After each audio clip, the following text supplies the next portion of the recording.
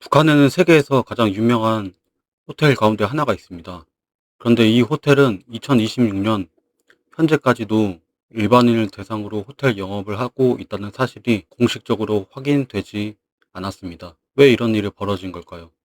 오늘 이야기할 곳은 북한 평양의 류경 호텔입니다. 시간을 1987년으로 돌려보겠습니다. 당시 북한은 높이 약 330m, 105층 규모의 초대형 호텔 건설을 시작했습니다. 객실은 약 3,000개고요. 회전식 레스토랑까지 계획된 당시로서는 매우 야심찬 프로젝트였습니다. 지금 한국 기준으로 이런 호텔을 짓는다고 해도 굉장히 규모가 큰 호텔인데, 그 당시에 북한은 경제가 사실상 하락세로 접어들었을 텐데 이런 계획을 했다는 것 자체가 정말 충격적이기도 합니다. 그런데 북한은 왜 이런 거대한 호텔을 지으려 했을까요? 1980년대 후반은 남북이 스포츠와 경제, 건축을 통해 국제사회에서 체제 경쟁을 벌이던 시기였습니다. 대한민국은 1988년 서울 올림픽을 준비하며 세계의 주목을 받던 가운데 북한 역시 국가의 발전상을 보여줄 상징적인 건축물을 추진했습니다. 당시에는 건물 하나도 경쟁의 대상이었습니다. 그 결과 탄생한 건축물이 바로 류경 호텔입니다. 하지만 역사는 예상과 다른 방향으로 흘러갑니다. 1991년 소련이 붕괴하면서 북한은 가장 큰 경제적 지원을 잃었고 외화 부족과 경제난으로 공사는 사실상 중단됐습니다. 이후 류경 호텔은 15년 넘게 콘크리트 골조만 남은 채 평양의 스카이라인을 지키게 되었고 해외에서는 류령 호텔이라는 별명까지 얻게 됩니다. 여기서 또 하나 의문이 생깁니다. 지금은 공사가 끝난 걸까? 2008년 외국 기업의 투자로 외관 공사가 다시 진행됐고 유리 외벽이 설치되면서 현재와 같은 모습이 완성됩니다. 그래서 많은 사람들이 류경 호텔은 지금 운영되고 있다고 생각합니다. 하지만 공개된 정보는 그렇지 않습니다.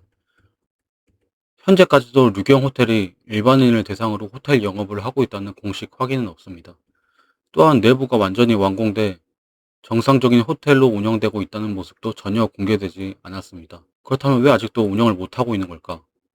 북한은 내부 공사 진행 상황을 공개하지 않고 있기 때문에 정확한 이유는 단정할 수 없습니다. 다만 일부 언론에서는 객실과 전기, 배관, 냉난방 등 내부 시설 완성하는데 막대한 비용이 필요하며 완공 비용이 북한 국내 총 생산의 약 5%에 이를 수 있다고 추정하기도 합니다. 여기서 한 가지 생각해 볼 점이 있다면 이렇게 막대한 자원이 투입되는 건물 하나가 제대로 활용되지도 못하고 있는 상황에서 그 자원이 차라리 다른 곳에 쓰였으면 어땠을까요? 일부에서는 류경 호텔에 들어간 비용만으로도 많은 사람들의 생활을 개선하거나 식량 문제를 충분히 해결할 수 있다고 생각합니다. 비교하면 차이는 더 분명합니다.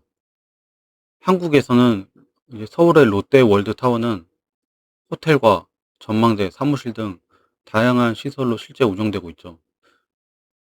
높은 건물을 짓는 것보다 더 어려운 건 그 건물을 지속적으로 운영하는 일입니다. 반면 류경 호텔은 북한에서 가장 높은 건물이지만 본래의 목적이었던 호텔로 운영되고 있다는 사실은 전혀 확인되지 않았습니다. 그렇다면 지금은 어떤 용도로 사용되고 있을까? 밤이 되면 류경 호텔 외벽에는 대형 LED 조명이 켜지고 다양한 영상과 정치 구호가 상영됩니다. 한때 세계 최고 수준의 호텔을 꿈꿨던 건물은 지금은 북한 시스템을 상징하는 거대한 영상 스크린 역할에 전락하고 말았습니다. 류경 호텔은 사실상 완벽하게 실패한 호텔로 평가됩니다. 하지만 분명한 건 이 건물이 냉전 시대의 경쟁과 북한의 현실을 동시에 보여주는 상징이 되었습니다. 만약에 북한이 개방돼서 한국의 자본이 들어간다면 류경 호텔은 언젠가 본래 계획대로 호텔로 운영될 수 있을지도 모릅니다.